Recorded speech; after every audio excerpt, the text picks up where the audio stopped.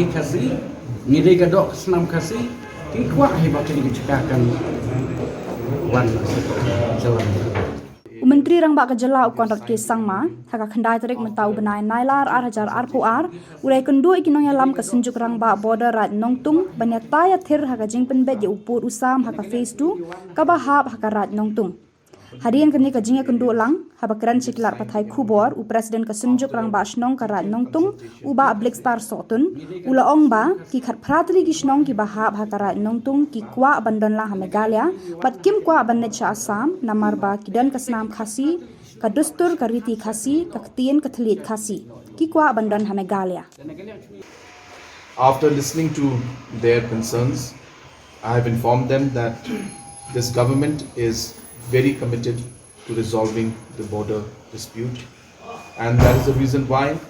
we have moved forward in 6 of the areas, and we have signed the MOU after detailed consultation with the people, and the people's will has what has led to the resolution of the first 6 locations, and we are confident that we will be able to find a solution to the rest of the 6 locations also. But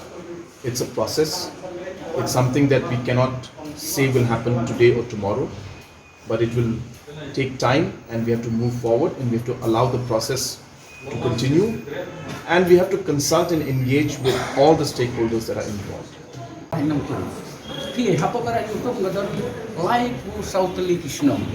Leit for South-Tili Shnong, we don't hurry our own sleep to Karanungtung. We don't like for South-Tili Shnong, Hapo Karanungtung. They are taking cut Pratili Shnong, but I shall cut Shakanino, Shaka, Sokar Assam. The Hado Taco will take on the Helicopter Metallic, Lakot, and you can start to have a two. The Jing Shakin cut Pratili Kim Hap to go broke two. The only one but one Kran Takalomba. Bagi Kwah si kalau bagi ni kita kata li Shillong ni kambe jaga bakadega Shillong ke bahap pokra Nongtung hapoka hima chung sing khairim bat hapoka jalan Meghalaya ke tak kata Kwah cungi nomor bahapa ni hai la dekin bahap ini si Assam ngintip Shillong nomor ini degi ke tolsor ni don Khasi ke tin ke telik Ngim lang balik keren bagi debat hikam di Cingedei bagi Ngim don ke Cingedei Teka bu i kecing akan kita bangun semua.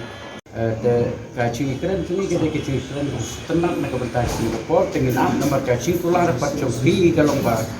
ba shen no mentangin si pembet no bangin ya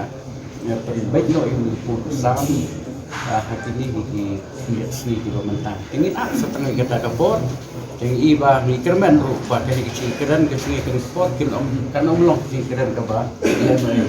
kalau kecil keren kaba lah paduan rapat ya kecil cok